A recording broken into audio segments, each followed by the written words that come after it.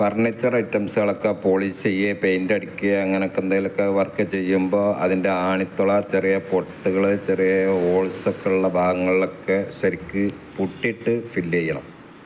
എന്നിട്ട് ആ പുട്ടി നന്നായി ഉണങ്ങിയതിന് ശേഷം അത് നല്ല ഉരതി ഫിനിഷ് ആക്കിയതിന് ശേഷമാണ് അതിൻ്റെ മേലെ പെയിൻ്റ് അടിക്കുകയാണെന്ന് വെച്ചാലും പോളിഷ് ചെയ്യുകയാണെന്ന് വെച്ചാലും ഒക്കെ ചെയ്യേണ്ടത്. അപ്പോൾ അതിന് വേണ്ടിയിട്ടുള്ള ഈ പുട്ടി എങ്ങനെയൊക്കെയാണ് തയ്യാറാക്കേണ്ടത് എന്നുള്ളതാണ് ഇപ്പോൾ ഞാൻ ഈ വീഡിയോയിലൂടെ കാണിച്ചുകൊണ്ടിരിക്കുന്നത്. അപ്പോൾ ഇതേമാതിരി പുട്ടിട്ട് കൊടുക്കാൻ വേണ്ടിയിട്ടുള്ള പുട്ടി ഉണ്ടാക്കാൻ വേണ്ടിയിട്ട് ഇപ്പോൾ ഈ കാണുന്നമാതിരിയുള്ള ചോക്ക് പൗഡറാണ് ആദ്യം വേണ്ടത്. ഇതൊരു വെള്ള കളറിലുള്ള പൗഡറാണ് ഇക്കരം. രണ്ടാമതായിട്ട് കാണുന്നത് സീലറാണ്. ഈ സീലർ എന്ന് പറഞ്ഞ ഐറ്റംസ് പെയിൻ്റ് അടിക്കാനും പോളിഷ് ചെയ്യാനും മാത്രമല്ല ഉപയോഗിക്കുക. നമ്മൾ പുതുതായിട്ട് വീട് വെക്കുമ്പോൾ അതിനുള്ള കട്ടിൽ, ജനലൊക്കെ വെക്കുന്നതിൻ്റെ മുന്നായിട്ട് ഒരു കോട്ട് സീലർ അടിച്ച് കഴിഞ്ഞാൽ ആ കട്ടിൽ, ജനലും ഒക്കെ പിന്നെ സിമെൻറ്റ് മറ്റുള്ള കച്ചറൊക്കെ ആവാതിരിക്കാൻ ഒരുപാട് ഉപകാരം ചെയ്യും. അത് മാത്രമല്ല സീലർ ഒരു കോട്ട് അടിച്ച് കഴിഞ്ഞാൽ അതിൻ്റെ മേലെ പിന്നെ എന്തെങ്കിലുമൊക്കെ പെയിൻ്റ് അടിക്കേണ്ട സമയത്ത് പ്രൈമറിൻ്റെ ആവശ്യമായിട്ട് വരില്ല. അപ്പോൾ നമുക്ക് പുട്ടുണ്ടാക്കാനായിട്ട് ഇപ്പോൾ ഞാൻ ആ കാണിച്ച സീലർ എടുത്ത് കണ്ട് ഒരു പാത്രത്തേക്ക് കുറച്ച് ഒഴിച്ചു കൊടുക്കുക. ഇപ്പോൾ ഈ കാണുന്നമാതിരിയുള്ള പാത്രം ആവണേന് കുഴപ്പമില്ല. പക്ഷെ അതിലുള്ള പെയിൻറ്റുകളാണെങ്കിലും വേറെ എന്തെങ്കിലും വസ്തുക്കളാണെങ്കിലും ഈ സീലറിൻ്റെ കൂടെ നമ്മൾ ഉണ്ടാക്കുന്ന പുട്ടിൻ്റെ കൂടെ ഇളകി പോരാൻ പാടില്ല. അങ്ങനെ ഇളകി പോരുമ്പോൾ നമ്മൾ പുട്ടി ഇടുന്ന ഭാഗത്ത് ചെറുതായിട്ട് തരികൾ വരും. അപ്പോൾ പിന്നെ ഉരതി കഴിഞ്ഞാൽ ഫിനിഷായി കിട്ടില്ല. ഇങ്ങനത്തെ തന്നെ പാത്രം ഇല്ലാത്തിട്ടും കുഴപ്പമില്ല. വേറെ എന്തെങ്കിലും ചെറിയ പാത്രങ്ങൾ വേറെ എന്തെങ്കിലുമൊക്കെ എടുത്താലും മതി. എന്നിട്ട് ആ സീലർക്ക് കുറച്ച് ആ നേരത്തെ കാണിച്ച ചോക്ക് പൗഡറാണ് പിന്നെ ഇടേണ്ടത്. എന്നിട്ട് ആ ചോക്ക് പൗഡറും സീലറും കൂടെ ഒരു കൊള്ളിയെടുത്ത് നന്നായി ഇളക്കി കൊടുക്കുക. കൊള്ളി കുറച്ച് ബലമുള്ള ഐറ്റംസ് ആണ്. ആ കൊള്ളിമെന്ന് വേറെ കച്ചറകളൊന്നും അതിക്ക് ചാടാനും പാടില്ല. സീലറും ചോക്ക് പൗഡറും കൂടെ നന്നായി ചേരുന്ന രൂപത്തിൽ നന്നായി ഇളക്കി കൊടുക്കണം. അതിൽ ചെറിയ തരി പോലും ഉണ്ടാവാൻ പാടില്ല. മറ്റുള്ള എന്ത് കച്ചറകളുണ്ടെങ്കിലും അതിക്കൊന്നും ആവാനും പാടില്ല. എന്തെങ്കിലും തരിയോ കച്ചറകളൊക്കെ നമ്മൾ ഉണ്ടാക്കുന്ന ആ പുട്ടിയിൽ ഉണ്ടായി കഴിഞ്ഞാൽ ആ പുട്ടി പിന്നെ ഉപയോഗിക്കാൻ പറ്റില്ല. നമ്മൾ പിന്നെ ഉരതിയെടുക്കുമ്പോൾ അതിന്മേലൊക്കെ സ്ക്രാച്ചോ അല്ലെങ്കിൽ ചെറിയ ചെറിയ ഹോൾസുകളൊക്കെ സംഭവിച്ചുകൊണ്ടിരിക്കും. ഇപ്പോൾ ഈ പാത്രത്തെ കാണുന്ന മാതിരി ഓവർ ലൂസും പാടില്ല, എന്നാൽ കൂടുതൽ ടൈറ്റും പാടില്ല. ആ രൂപത്തിലാണ് പുട്ടി ഉണ്ടാക്കേണ്ടത്. ഇങ്ങനെ തയ്യാറാക്കിക്കൊണ്ടിരിക്കുന്ന പുട്ടി ഓവർ ലൂസാണ് വെച്ചാൽ കുറച്ചും കൂടെ ചോക്ക് പൗഡർ ഇട്ട് കൊടുക്കുക. ടൈറ്റ് ആണെങ്കിൽ കുറച്ചും കൂടെ സീലർ ഒഴിച്ചു കൊടുത്ത് നേരത്തെ ഇളക്കാൻ ഉപയോഗിച്ചിരുന്ന ആ കൊള്ളിൻ്റെ അടുത്ത് നന്നായി ഇളക്കി ഒരു മീഡിയം ടൈറ്റും വല്ലാതെ ലൂസും ഇല്ലാത്ത കോലത്തിൽ ഒരു നെയ്യപ്പത്തിനൊക്കെ മാവ് കലക്കിലേറെ കുറച്ചും കൂടെ ടൈറ്റിലാണ് ഇപ്പോൾ നമ്മൾ ഈ പുട്ടി തയ്യാറാക്കേണ്ടത്. എങ്കിലേ നമുക്ക് ക്യാപ്പുള്ളിടത്തൊക്കെ പുട്ടിടുമ്പോൾ അത് ഒരു വൃത്തിയിലായി കിട്ടുള്ളൂ. അങ്ങനെ നന്നായി ഇളക്കിയും കലക്കിയൊക്കെ നമുക്ക് ആവശ്യമായ രീതിയിൽ തയ്യാറാക്കിയിട്ടുള്ള ആ പുട്ടി ഇപ്പോൾ ഈ കാണുന്നമാതിരിയുള്ള ഒരു 2 ഇഞ്ചിൻ്റെ പുട്ടി ബ്ലേഡ് കൊണ്ട് കുറച്ച് ഇങ്ങനെ തോണ്ടിയെടുക്കുക. ഇങ്ങനെ ഉണ്ടാക്കുന്ന പുട്ടിയാണ് പോളീഷിന്, പെയിൻറ്റിങ്ങിനൊക്കെ ഉപയോഗിക്കുന്നത്. എന്നിട്ട് ആ പുട്ടി ആണിത്തളുള്ളിടത്ത് മരത്തിന് എന്തെങ്കിലും പൊട്ട്, സ്ക്രാച്ച്, ചീന്തിപ്പോകുന്നത് അങ്ങനെയൊക്കെയുള്ള ഭാഗങ്ങളിലൊക്കെ ശരിക്കും ഇട്ട് കൊടുക്കുക. ഇങ്ങനെ പുട്ടിട്ട് കൊടുക്കുന്ന ഭാഗങ്ങളിൽ പുട്ടി കുറച്ച് കൂടുതലായിട്ട് നിൽക്കുകയാണെങ്കിൽ അത് ആ പുട്ടി ബ്ലേഡ് കൊണ്ട് തന്നെ ഒന്നിട്ട് തോണ്ടി കൂടുതൽ കനത്തിൽ നിന്ന് കഴിഞ്ഞാൽ പേപ്പറിട്ട് നമ്മൾ പുട്ടി കട്ട് ചെയ്തെടുക്കുമ്പോൾ കൂടുതൽ സമയം പിടിക്കും. പുട്ടി കൂടുതൽ കനത്തിൽ നിൽക്കാതെ ബറാബറായാണ് നിൽക്കണമെന്ന് വെച്ചാൽ പെട്ടെന്ന് ഉണങ്ങി കിട്ടും ചെയ്യും. അങ്ങനെ മരം കൊണ്ടുണ്ടാക്കിയ ഏത് ഫർണിച്ചർ ഐറ്റംസ് ആണെന്ന് വെച്ചാലും പുട്ടിട്ട് കഴിഞ്ഞാൽ അത് ഉണങ്ങാനായിട്ട് കുറച്ച് നേരം വെയിറ്റ് ചെയ്യുക. ഇപ്പോൾ ഈ കാണുന്ന ഫർണിച്ചർ ഐറ്റംസുകൾ പെയിൻ്റ് അടിച്ച് തേക്കിൻ്റെ, ഇരുളിൻ്റെ മറ്റുള്ള എന്തെങ്കിലുമൊക്കെ ഡിസൈൻ ചെയ്യാനുള്ളതാണ്. അങ്ങനെയുള്ളതിന് മാത്രമേ ഈ ചോക്ക് പൗഡറും സീലറും മാത്രം ഉപയോഗിച്ച് കൊണ്ടുള്ള പുട്ടി ഉണ്ടാക്കുകയുള്ളൂ. മറ്റുള്ള തേക്ക്, പിലാവ് അങ്ങനത്തെ ഒക്കെ എന്തെങ്കിലും മരമൊക്കെ ആണെങ്കിൽ ഇങ്ങനെ പെയിൻ്റ് അടിച്ച് പോളിഷ് ഡിസൈൻ ചെയ്യൂല.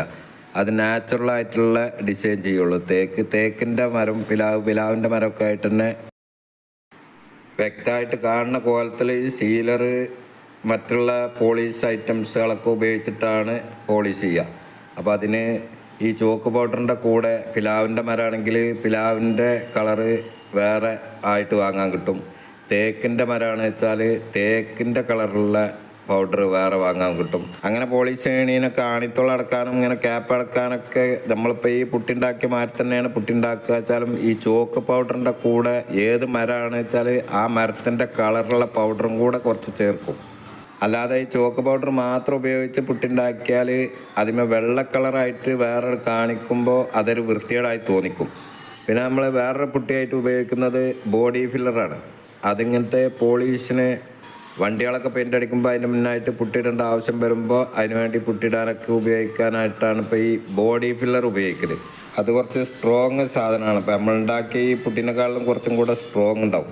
ആ ബോഡി ഫില്ലറിൻ്റെ കൂടെ ഒരു ഹാർണറും കൂടെ വാങ്ങാൻ കിട്ടും. അത് രണ്ടും കൂടെ മിക്സ് ചെയ്യുമ്പോഴാണ് അത് ടൈറ്റ് ആവുള്ളൂ. ഈ ബോഡി ഫില്ലറിൻ്റെ കൂടെ ഹാർണറും കൂടെ ചേർത്ത് കഴിഞ്ഞാൽ ഒരു 5 മിനിറ്റിൻ്റെ ഉള്ളിലായിട്ട് അത് കട്ടാവും ചെയ്യും. അപ്പോൾ നമുക്ക് എത്രയാണ് ആവശ്യം വെച്ചാൽ അത്ര അളവിലുള്ള ആവശ്യത്തിനുള്ള സാധനം മാത്രം എടുക്കുക. എന്നിട്ടിപ്പോൾ ഞാൻ ഈ വീഡിയോയിൽ കാണിക്കണ മാതിരി കുറച്ച് ഹാർണർ ചേർത്തിട്ട് ആ ബോഡി ഫില്ലറും ഹാർണറും കൂടെ നന്നായി മിക്സ് ചെയ്യുക. എന്നിട്ട് കൂടുതൽ ആലോചിക്കാൻ നിൽക്കാതെ എവിടെയാണ് പൊട്ടുള്ളത് വെച്ചാൽ അവിടെ കൊണ്ടുപോയിട്ട് എത്രയും പെട്ടെന്ന് ഇടും ചെയ്യുക. കൂടുതൽ വൈകിക്കഴിഞ്ഞാൽ ആ പുട്ടി ബ്ലേഡും അത് ഉണങ്ങി പിടിച്ചുകൊണ്ടിരിക്കും.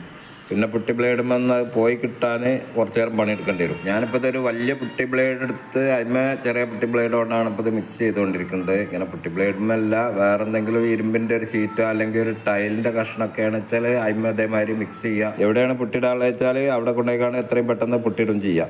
ഇതിപ്പോൾ ഞാൻ മിക്സ് ചെയ്തത് ഇതിമേ ഇടാൻ വേണ്ടിയിട്ടല്ല, നിങ്ങൾക്ക് ഇതിൻ്റെ ഉപയോഗം എങ്ങനെയാണെന്നുള്ളത് കാണിച്ചു തരാൻ വേണ്ടിയിട്ട് മാത്രമാണ്.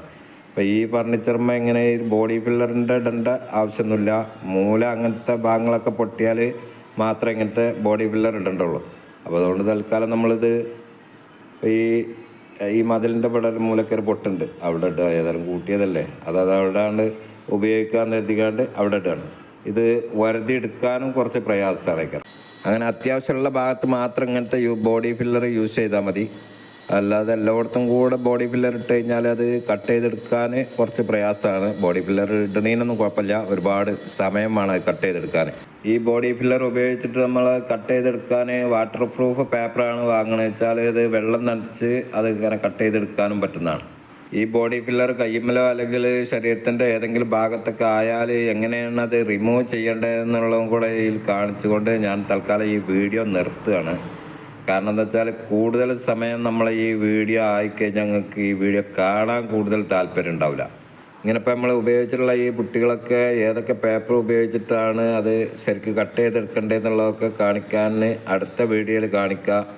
അപ്പോൾ അതുകൊണ്ട് എങ്ങനെയൊക്കെയാണ് ഈ പുട്ടികൾ ശരിക്കും കട്ട് ചെയ്തെടുക്കേണ്ടതെന്ന് അറിയാൻ നമ്മൾ അടുത്ത ഇറങ്ങുന്ന വീഡിയോയും കൂടെ കണ്ടോണ്ട് ഇപ്പോൾ തൽക്കാലം ഈ മിക്സ് ചെയ്ത ബോഡി ഫില്ലർ കയ്യിലോ ശരീരത്തിലൊക്കെ ആയാൽ എന്താണ് ചെയ്യേണ്ടതെന്ന് കാണിക്കാൻ വേണ്ടിയിട്ട് ഞാൻ ഈ മിക്സ് ചെയ്ത ബോഡി ഫില്ലർ കുറച്ച് കയ്യിൻ്റെ വിരലും ആക്കിയിട്ടുണ്ട്. ഇങ്ങനെ ഈ പുട്ടി വർക്ക് ചെയ്തുകൊണ്ടിരിക്കുമ്പോൾ കുറച്ചെങ്കിലും പുട്ടി കയ്യിൻ്റെ വിരലും ആവാതിരിക്കൂല. അപ്പോൾ ബോഡി ഫില്ലറാണ് കൈമല അയച്ചാൽ മറ്റുള്ള പെയിൻറ്റുകളൊക്കെ കളണമാതിരി നമ്മൾ ടിന്നറോ ടർപ്പൻറ്റിനൊന്നും ഉപയോഗിച്ചാൽ അത് കയ്യിൻ്റെ വിരലുമെന്നോ ശരീരത്തിൻ്റെ മറ്റുള്ള ഭാഗങ്ങളിൽ നിന്നൊന്നും പോയി കിട്ടൂല. അങ്ങനെ കയ്യിൻ്റെ വിരലുമായ ഈ ബോഡി ഫില്ലർ പോയി കിട്ടാനായിട്ട് നമ്മൾ പാത്രം കഴുകുന്ന സ്റ്റീൽ കമ്പി എടുത്ത് വെള്ളം ചേർത്ത് പതുക്കെ ഇങ്ങനെ ഉരതി ഒഴിവാക്കലാണ്. ഒരുപാട് സമയം വെച്ച് വരുതണം എങ്കിലേ പോവുള്ളൂ, അല്ലാതെ വേറെ മാർഗമൊന്നുമില്ല.